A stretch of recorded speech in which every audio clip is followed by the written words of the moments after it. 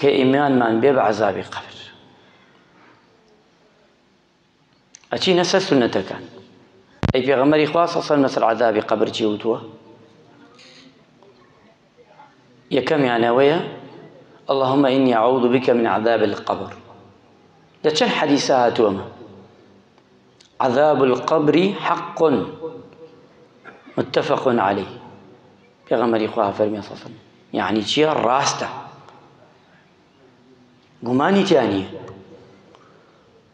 لە چەند حەدیثێکە هاتووە ومن فتية ئەوەی کە لە دوای تەحیە دەخوێنی 4 فتنەیە ومن فتية عذاب القبر کەوتراوە. و پێغەمبەری خوا صلی الله عەلەیهی وسەلەم ئەمە زیاتر ئەوەمان بۆ شی ئەکاتەوە دای بەلای دوو گۆڕە. ئەم دوو گۆڕە پێغەمبەری خوا صلی الله عەلەیهی وسەلەم کە مردوو بوون وتی پەنا بگرن لە عەزابی قەبر. ئەمجا ئەوان شوتی فەرموویان قلت يا رسول الله وللقبر عذاب قال إنهم ليعذبون عذابا في قبورهم تسمع البهائم. بەڵێ لە قەبرا عەزاب ئەخۆن سزا ئەخۆنە و کەسانێ مستحقن. هەموو حەیوانات گوێی لێیە بەڵام جنس و جن و لەگەڵ ئینسا گوێی لێ نییە.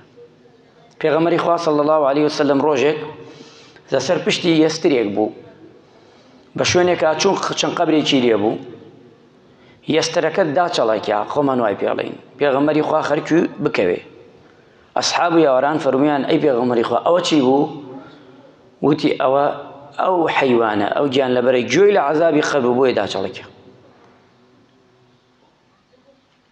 خوا ڕەحمی کوردە وتی فەرمووی ئێمە و جن کە گوێمان لێ نییە چونکە گوێمان لێ بێ ژیان نامێنێ ناتوانێن بژین بۆی ئەمەی گردێتەوە. اللهم إني أعوذ بك من الكفر وعذاب القبر. ئەمەش کەوتراوە کە ئەمە چەند بەڵگەیەکە لە قورئانی پیرۆز و لە فەرمایشتی پێغەمبەری خوا صلی الله عەلەیهی وسەلەم. کەواتە ئێمە ئیمانمان پێیت ئێمە شتێکی غەیبیە چونکە ئێمە نەماندیە بەچاو بەڵام ئەیگێڕنەوە بەڵام ئێمە 100% شتی غەیبیات ئیمانمان پێیتی. بەڵێ لە ناو قەبرە سزا هەیە و چیش هەیە؟ خەیر و پاداشتش هەیە. ئەگەر ئەمە نەبێت تۆ مەلەکە